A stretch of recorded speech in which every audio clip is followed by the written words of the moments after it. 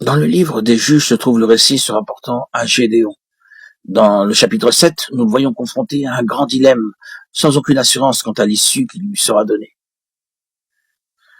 C'est dans cet état d'incertitude qu'il s'est aventuré dans le camp des Madianites. C'est alors qu'il entendit ce que disait un Madianite à un autre Madianite.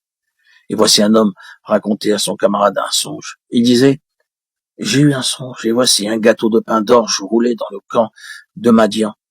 Et il est venu heurter jusqu'à la tente, et elle est tombée. Il l'a retournée sans dessus-dessous, et elle a été renversée. Son camarade répondit et dit: ce n'est pas autre chose que l'épée de Gédéon, fils de Joas, homme d'Israël.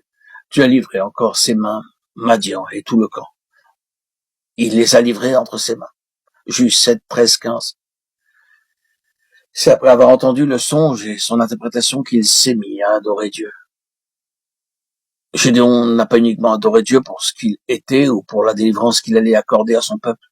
Il l'adora pour la méthode qu'il allait employer pour accomplir son dessein. C'est le moyen utilisé par Dieu pour vaincre les Madianites ce qui est étonnant dans cette situation. Loué soit Dieu lorsqu'il n'y a aucune issue. Il lui est très facile d'ouvrir la voie.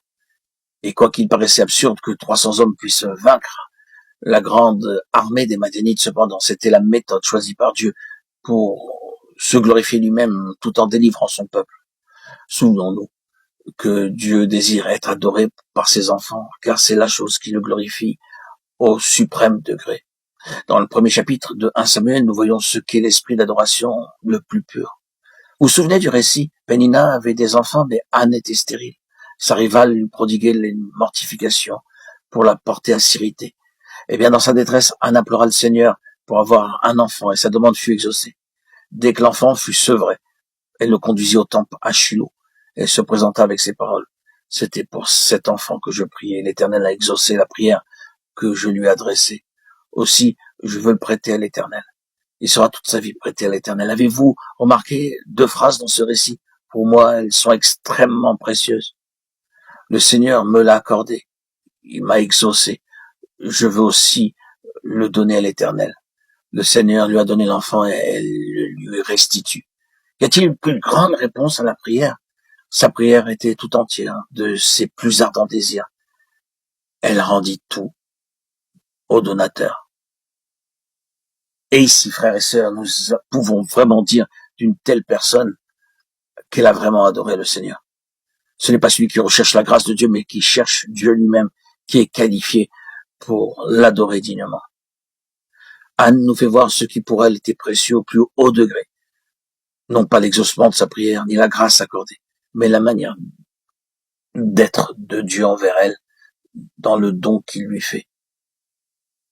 Dieu lui donna Samuel, et elle donna Samuel à Dieu. Lorsque Samuel passait de ses mains dans celles de Dieu, l'adoration jaillit de son cœur jusqu'au cœur de Dieu. Ce n'est que lorsque notre Samuel sera passé de nos mains dans celles de Dieu que nous commencerons à connaître ce que signifie l'adoration. Quand nos mains sont vidées de tout ce qui nous est précieux, le centre se déplace de nous vers Dieu. C'est cela l'adoration. L'adoration sera toujours le sillon de la croix, car c'est là que Dieu est tout et en tous. Il est donc nécessaire que le lien qui unit la vie de Samuel à la nôtre soit rompu et que notre bien le plus précieux nous échappe afin d'adorer. Renonçons à nous-mêmes, renonçons à tout ce qui a de la valeur à nos yeux et qui ne correspond pas à ce qu'est la volonté de Dieu, à ce que Dieu désire. Ainsi, nous pourrons réellement adorer et être dans l'adoration.